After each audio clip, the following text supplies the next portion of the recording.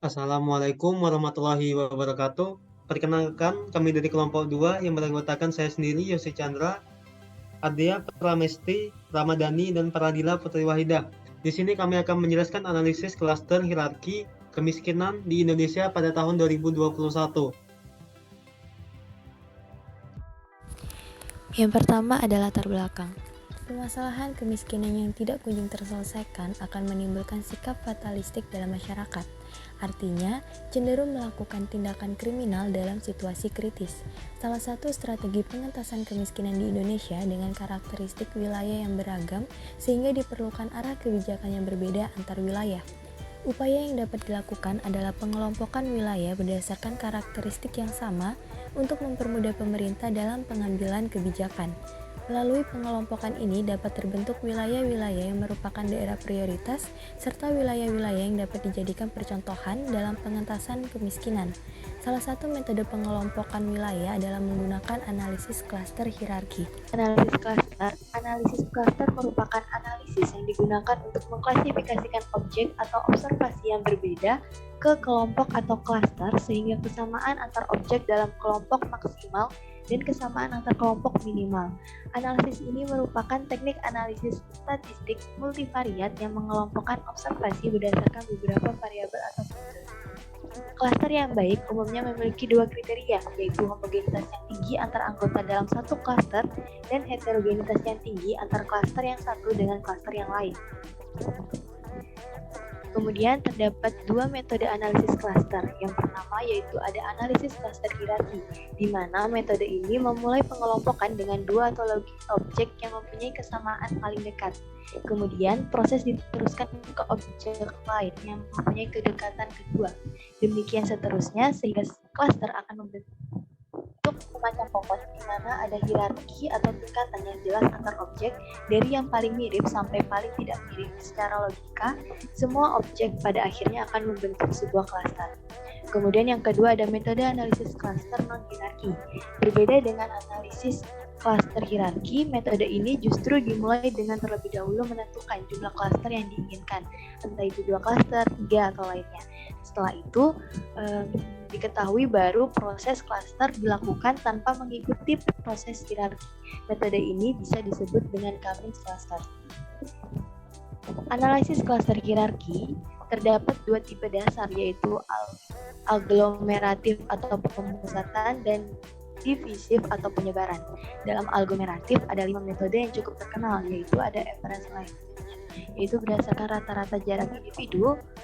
Kemudian ada centroid method, yaitu berdasarkan jarak centroid dua klaster yang bersangkutan.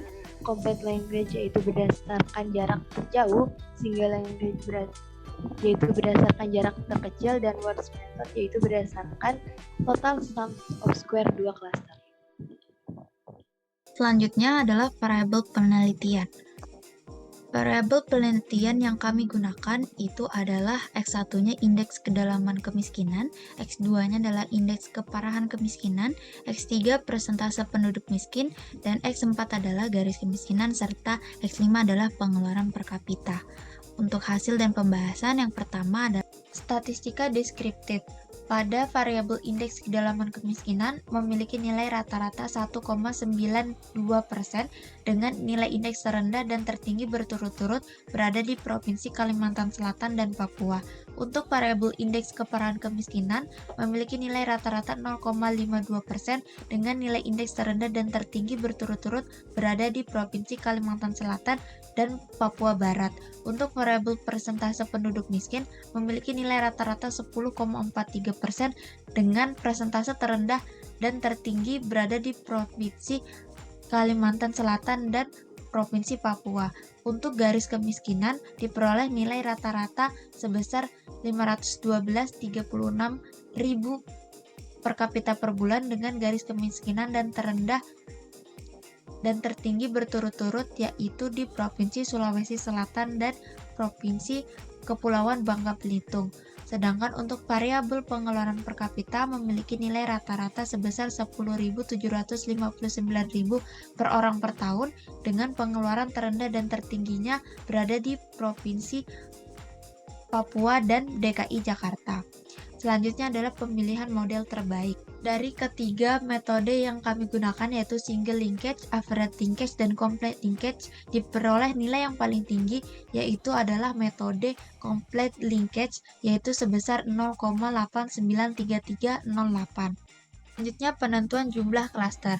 Berdasarkan nilai indeks siluet dengan K yang diuji coba adalah 2, 3, 4, 5, 6, dan 7 didapatkan nilai indeks siluet terbesar yaitu 0,5893. Terdapat pada K sama dengan 2 yang artinya kelompok optimal atau kelompok terbaik yang dibentuk sebanyak 2 kelompok.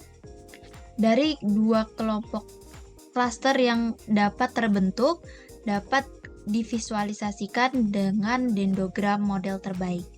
Nah, di sini kita bisa lihat bahwa terdapat 2 klaster atau 2 pengelompokan dari provinsi di Indonesia, di mana ada satu klaster yang berisi 3 provinsi dan satunya lagi berisi 31 provinsi. Kita lanjutkan dengan cluster plot model terbaik. Bisa dilihat pada cluster plot, diketahui kelompok 2 yang ditandai warna biru beranggotakan 3 provinsi, yaitu Provinsi Nusa Tenggara Timur, Provinsi Papua, dan Provinsi Papua Barat. Sedangkan 31 provinsi lainnya masuk ke dalam kelompok 1 yang ditandai dengan warna merah. Selanjutnya pengelompokan provinsi. Berdasarkan tabel, kelompok yang terbentuk sebanyak 2 kelompok dengan pembagian kelompok, yaitu kelompok pertama yang memiliki anggota sebanyak 31 provinsi memiliki hanya nilai rata-rata pengeluaran per kapita dalam jumlah yang tinggi. Sedangkan kelompok kedua yang memiliki anggota sebanyak 3 provinsi memiliki nilai rata-rata indeks kedalaman kemiskinan, indeks keparahan kemiskinan, persentase penduduk miskin, dan garis kemiskinan dalam jumlah yang tinggi. Baik, selanjutnya bisa dilihat pemetaan hasil klaster. Bisa dilihat berdasarkan pemetaan dapat diketahui hasil pembagian kelompok provinsi di mana kelompok yang memiliki rata-rata indikator kemiskinan yang tinggi berada di kawasan Indonesia bagian timur, yaitu pada Provinsi Nusa Tenggara Timur, Provinsi Papua, dan Provinsi Papua Barat. Berdasarkan penelitian yang telah dilakukan, dapat ditarik kesimpulan. Yang pertama, yaitu metode klaster hierarki terbaik untuk pengelompokan provinsi di Indonesia adalah metode complete linkage karena memiliki nilai paling tinggi yaitu sebesar 0,893308. Kesimpulan yang kedua, kelompok yang terbentuk yaitu sebanyak 2 kelompok dengan pembagian kelompok. Yang pertama memiliki anggota sebanyak 31 provinsi yang memiliki nilai rata-rata indeks kedalaman kemiskinan, indeks keparahan kemiskinan, persentase penduduk miskin, dan garis kemiskinan dalam jumlah yang tinggi. Sedangkan kelompok yang kedua memiliki anggota sebanyak 3 provinsi yang hanya memiliki nilai rata pengeluaran per kapita dalam jumlah yang tinggi. Selanjutnya saran. Berdasarkan metode hierarki klaster, diketahui 3 provinsi yang memiliki tingkat kemiskinan yang tinggi, yaitu Papua, Papua Barat, dan Nusa Tenggara Timur. Ketiga provinsi itu termasuk kawasan bagian timur Indonesia, yang dimana kecenderungan bahwa provinsi-provinsi yang terletak di kawasan timur Indonesia, KTI pada umumnya mengalami perkembangan ekonomi yang lebih lambat dibandingkan daerah atau provinsi yang berada di kawasan barat Indonesia. Sehubungan dengan itu, dalam mengatasi masalah di kawasan bagian timur terkhusus Papua, Papua Barat, dan Nusa Tenggara Timur, berbagai kebijakan perlu dilakukan untuk menurunkan angka kemiskinan yang diarahkan ke dalam bentuk peningkatan kesejahteraan penduduk miskin. Upaya untuk mengurangi jumlah penduduk miskin didorong oleh berbagai kebijakan lintas sektor yang mengarah pada kesempatan usaha bagi masyarakat miskin, pemberdayaan masyarakat miskin, peningkatan kemampuan masyarakat miskin, serta pemberian perlindungan sosial bagi masyarakat miskin. Sekian penjelasan dari kami dan terima kasih.